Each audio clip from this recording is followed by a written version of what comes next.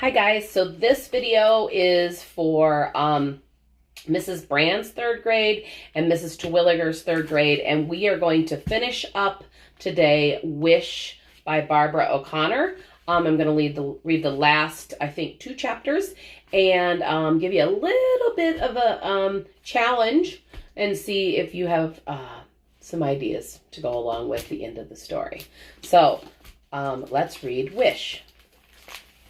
Chapter 28. And so the summer drifted by here in the Blue Ridge Mountains. I was glad when Bible school was over and all I had to do was play cards on Howard's porch or take Wishbone down to the creek. Some days we rode our bikes to nowhere in particular, and once in a while we sold vegetables and bread and butter pickles out of a wagon at the end of our driveway. Mrs. Odom taught me how to crochet and helped me make a scarf for Bertha. Gus took me fishing, and I even won a few Bible bucks in Sunday school. Jackie called every now and then. She had a new boyfriend named Jake who drove a motorcycle. Carol Lee's parents didn't like him. But who cares, she said, not me. She didn't get the bank teller job she wanted, but she met some guy who needed a file clerk at his insurance agency, and she could finally quit that Waffle House job. I got a few more letters from Scrappy. He didn't say much except, "It sure has been hot here lately," or "I'm getting fat eating jailhouse food, ha ha." I still made my wish every day because I decided I was not ready to give it up yet. I wished on a butterfly that landed on me, on a camel-shaped cloud, on a cricket in the house, on a lightning bug glowing on my finger. I found another 4-leaf clover and a penny in the parking lot. And one time we drove across the state line into Tennessee, which is good for wishing if you clap your hands 3 times. And then one day a lady from social services showed up at Gus and Bertha's. She snooped around the house, her eyes flitting here and there, examining every little thing. She made a face at the cat hair on the couch, and she raised her eyebrows at those canning jars in my room. Bertha followed along behind her, chatting a mile a minute about what a big help I am around the house and how much I'd love to vacation Bible school. Of course, she left about the parts about T.J. Rainey and that dumb lunchbox note. "And check out her dog," she said, nodding toward Wishbone snoring in the back door. "You would believe how she takes care of that dog. She feeds him, walks him, lets him sleep right there on her pillow every night." That lady made another face, and then she asked if there was somewhere we could talk. "Well, why don't we go out on the back porch?" Bertha said. So we sat out on the porch with the afternoon sun high above the mountains, while that lady sat in Gus's chair and told us that the situation back in Raleigh had improved. I watched Bertha's face turn white, and I felt my stomach do a flip. Improved? That lady went on to tell us how Mama was doing better and trying harder, and she deserved a chance. She explained about how it was best for the children to live with their real parents. "Whenever possible," she said quickly. And then she blabbered on, but all I heard were words like Charlie's well-being and supervision and stable environment. Bertha kept pushing her hair with a shaky hand and nodding, and then that lady said she would send someone to pick me up in a few weeks, and that was that. Believe me when I tell you, my head was spinning. Why was I feeling so scared? I sat there on the porch with confusion swirling around me like a swarm of angry bees. Shouldn't I be feeling happy? Hadn't I wanted to go back to Raleigh? Didn't I hate these hillbilly kids here in Colby? Didn't I want to get the heck out of a place where my only friend was an up-down boy and I slept on Cinderella pillowcases on a shabby old house hanging off the side of a mountain? And then I had a thought that made me jump up and run to the front door where Bertha was watching the lady's car disappear down the driveway. "What about Wishbone?" I hollered. "Tell that lady I'm not leaving Wishbone." Bertha swiped at her cheeks and she pulled me to her. And she said the perfect Bertha thing. "I will make things right for you, Charlie," she said. "I promise." Chapter 29. The next day Mama called and Bertha talked to her first, soft and low, with her face toward the kitchen wall. "I know, Carla, but, well, think of Charlie. Not fair." Finally, she gave the phone to me. "Hello," she said, and I felt like a baby. Why couldn't I be strong and sassy-mouthed like Jackie? And then Mama told me how she can't wait for me to come home, and she's been so lonely, and nobody understands what she's been going through. And Jackie thinks she's all gall-darn grown up, and she's not coming back home, and that's fine by me, Mama said. After that, she started in on Scrappy, what a no-good nothing he is, and how he left her high and dry. "Doesn't anybody ever think about me?" she said. I knew I wasn't really supposed to answer that, so I didn't. "Scrappy got a tattoo of a blackbird in a cage on the back of his hand," I said. And guess what happened next? She hung up. Click, just like that. "What happened?" Bertha asked. I shrugged. I guess she didn't want to hear about that tattoo.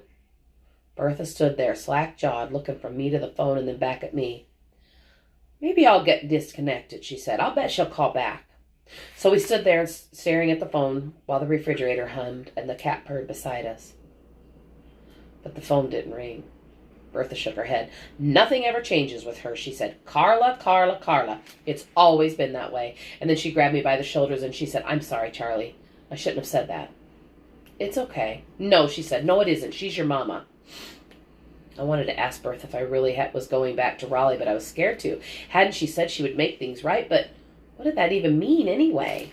I decided to walk down to the Odoms, hoping my swirling insides would settle down. I clipped Wishbone's leash to his collar, and we set off down the road. I let him stop every now and then and sniff a tangle of weeds or inspect a tin can or the side of the road.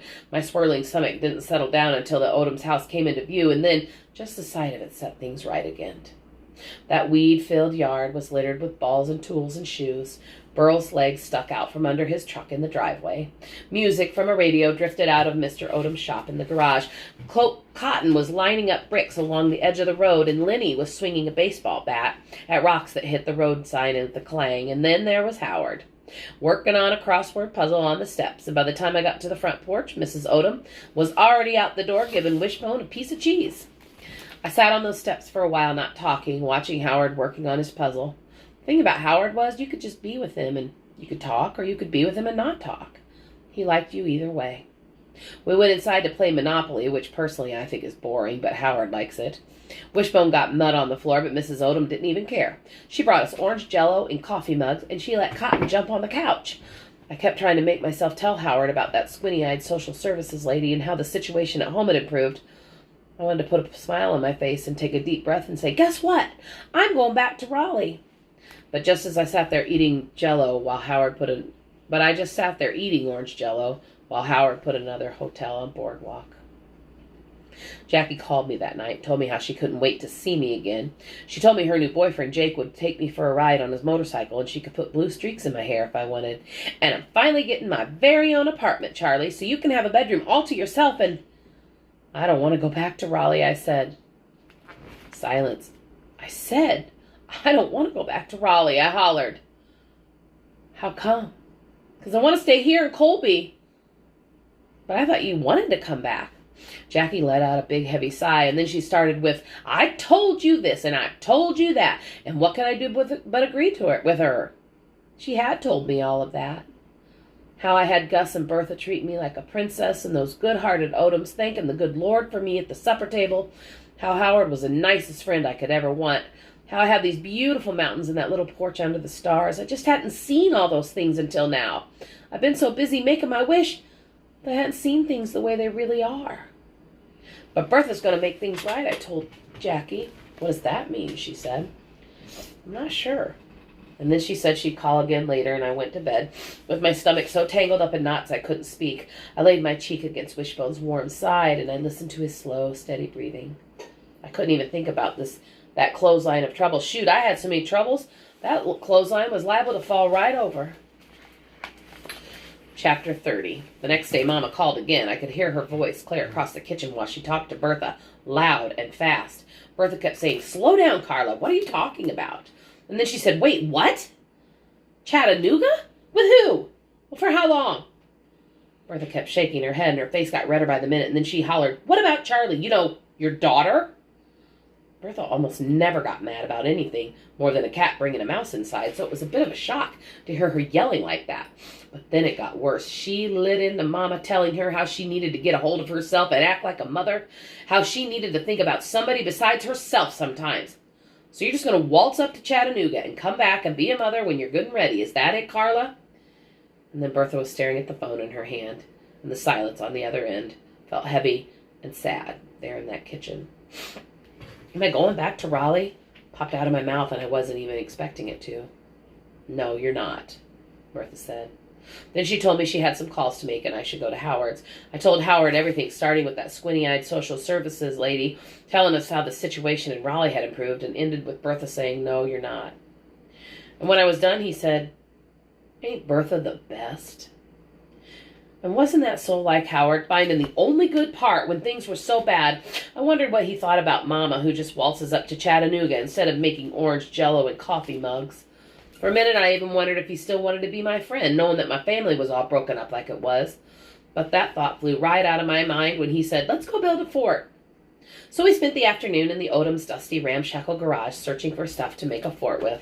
Scraps of wood, a warped table with no legs, and a rusty stop sign riddled with bullet holes. Cotton kept following us around saying, "What about this?" and holding up something dumb like a broken hamster cage or an empty paint can. Wishbone went crazy, sniffing around for mice and chipmunks and whatever else might have been in that garage, chewing on bags of birdseed or nestling in a busted radiator. Lenny and Burl helped us drag everything to the woods at the edge of the yard, and then Howard wanted to sit on the porch and draw a plan for the fort. Me? I'd just dive right in, but not Howard. He was a planner. We worked on our fort for a while, but it was too hot. So we went inside and we laid on the living room floor in front of the fan. I stared up at the water-stained ceiling and I said, "I hope I don't have to go back to Raleigh." My voice came out very quivery and I had to swallow to keep the tears from coming. I hoped Howard wouldn't say, "I thought you wanted to go back to Raleigh." But he didn't. He said, "You're not." "How do you know?" "I just know." He said that so firm and sure that I felt better right away. And after a while, Mrs. Odom came in and told me Bertha had called and that I should go home. So I tied Wishbone's leash to Lenny's bike, and I headed off up the road with my stomach starting that familiar swirl again. What if Bertha hadn't been able to make things right for me after all? When I got back, Gus was home from work sitting in a lawn chair dunking turnip greens in a bucket of water. "Hey there, Butterbean," he called out when he saw me. Wishbone slurped up some of that sandy turnip green water, and me and Gus laughed. Bertha's cat, named Lulu May, sauntered over and rubbed her head against Wishbone's leg. He gave me a mournful look, but he let her do it. Later, while Bertha put turnip greens and cornbread and tuna casserole on the table, she told me we would talk about everything after supper. I didn't know what talk about everything meant, so I just said okay, but inside I felt scared. I pushed the tuna casserole around on my plate, and I didn't say very much, while Bertha told us about some friend of hers whose son ran off to join the army. "Honest to goodness," she said, "the way she keeps crying and carry on, you think he jumped off a cliff." After supper, I helped her clear the table, and we went to the porch to eat peaches with vanilla ice cream. I watched the lightning bugs twinkle down below and waited for us to talk about everything, and finally Bertha said, "So, Charlie," she said, "I talked to the social services today, and I told them I think your situation at home has improved. I didn't think your situation at home had improved after all. I told them that maybe they'd made a mistake." "You did?" "I did, and then she told me how they agreed to check on things." She repeated some of the social service kind of words like reevaluate and stable environment. "They promised they'd get back to me in a few days," Bertha said. Well, let me tell you, those few days felt like a few years to me. Worry followed me every minute, making my insides flop around and my heart beat like crazy. Howard kept saying, "Trust me, you're not going back to Raleigh." But when I asked him how he knew that, he said, "I can't tell you, just trust me." I wanted to trust him more than anything, but that ball of worry in my stomach just wouldn't go away. And then, of course, laying in bed with Wishbone snoring beside me, I couldn't stop thinking about how wrong I'd been about everything here in Colby. How I hadn't seen all the good things Jackie saw right away, and then I found myself wanting to be more like Jackie again, and Howard too. Both of them always seeing the good in things. I put my head on Wishbone's warm side, and I made myself a promise right then and there in that little room of mine. No matter how things turned out, I was going to try to see the good in things, like Jackie and Howard. I knew I'd probably always have to say pineapple once in a while, on account of Scrappy's temper that I have, but who knows? If I tried hard enough, maybe someday someone might even call me good-hearted. Those few days dragged on. Every little thing I looked at nearly turned me into a crying baby, thinking that I might be leaving. Bertha stirring grits by the stove with a cat at her feet. Gus at the garden with his greasy ball cap, picking nasty green worms off the tomato plants. Even the shed and the porch and the lawn chairs and the canning jars lined up on that shelf in my room made me sad. I tried to stay busy at Howard's, but being at the Odoms like to broke my heart. That ratty old couch on the porch, that yard full of bicycles and balls and dirty sneakers, and of course Howard studying his fort plans like he was building the castle, and then heading out to the edge of the yard with that up-down walk of his. Finally, after a few days, the kitchen phone rang while me and Bertha were out on the porch eating egg salad sandwiches for lunch. She answered it, and she talked for a while, and then she came back out, and the look on her face told me something good was about to happen. "How would you like to stay here with me and Gus, Charlie?" she said. My heart nearly leapt out of my chest. "Stay?" I said. Bertha nodded. "Stay." For how long? And then Bertha said almost the exact words Jackie had said in that last night in my room about how Scrappy was going to keep on being Scrappy and Mama was going to keep on being Mama. And then she told me as long as she had a breath in her body, she was going to make things right for me. I wanted to jump up and down and pump my fist and let out a cheer that would echo across the valley below us. I wanted to spread my arms like wings and fly right off of that porch over the treetops and up in the clouds. I wanted to dance with Wishbone and then race down to Howard's and tell him this news. But what I did first was hug Bertha. Yes, ma'am, I said. I would like to stay with you and Gus. I hugged her one more time and I added, I would like that a lot. Bertha looked at me all teary-eyed and she said, guess what I'm going to do first thing tomorrow? What? I'm getting every single one of them dang canning jars out of your room. We laughed and I asked if I could go tell Howard my news. So me and Wishbone raced to Odom's and we up the porch and I banged on the screen door and I hollered, guess what, y'all? I didn't even wait for anybody to come to the door. I burst right in their living room, which I know was not a very nice thing to do, but I couldn't stop myself. Howard jumped up from the couch and Mrs. Odom came running in the kitchen and said, I said, I'm staying here. I'm not going back to Raleigh. Mrs. Odom hugged me and told me that was the best news ever, but Howard just said, I told ya. And then he gave Wishbone a half a vanilla wafer and he said, I knew you were going to stay here. But how'd you know? I asked. Because that was the other part of my wish, he said, that day at the creek. I wish that you would be my friend and stay here in Colby. You did? He nodded, yep. And since the part about you being my friend came true, I knew the other part would too, but I couldn't tell you because of that rule, you know, that you can't tell your wish to anybody or it won't come true. Well, didn't that just beat all? Howard making a wish like that. On my way home, I thought about how I'd made my wish so many times that it hadn't come true, and there was Howard getting his wish on the very first try. Still, my heart felt light as a feather, and I turned up the gravel driveway toward Gus and Bertha's. That night after supper, we sat out on the porch and ate blackberry cobbler, and we listened to Bertha's stories. And then, she said, one time we ran out of gas in the middle of nowhere with 3 cats in the car. Remember that, Gus? He nodded and said, yep. Then Bertha let out a big contented sigh, and she said, I never in my wildest dreams would have thought we'd have a family like this. Would you, Gus? A family like this? Is that what she said? She had said that. A family, a real family. A family that cared about me and called me Butterbean and was going to take the canning jars out of my room first thing tomorrow. A family that wasn't broken. A family that I'd been wishing for all those times. I couldn't hardly wait till Sunday, when I could get my flower in the garden of blessings and write my family on it. Suddenly Bertha called out, Star, first star, everybody make a wish. And I looked up at that star twinkling over the mountains, but instead of wishing, I just closed my eyes and breathed in the piney air. My wish had finally come true. So sorry, but that part always makes Mrs. Kelly a little teary. So we found out what her wish was. All those times she had been wishing for a family that wasn't broken. And we found out at the end it wasn't the family that she had been born to, but it was now the family that she had gotten into with Gus and Bertha. So here's my challenge for you. I would love for you to write down 10 things that Gus and Bertha might need to know about being a good parent. To anyone, but to Charlie in particular.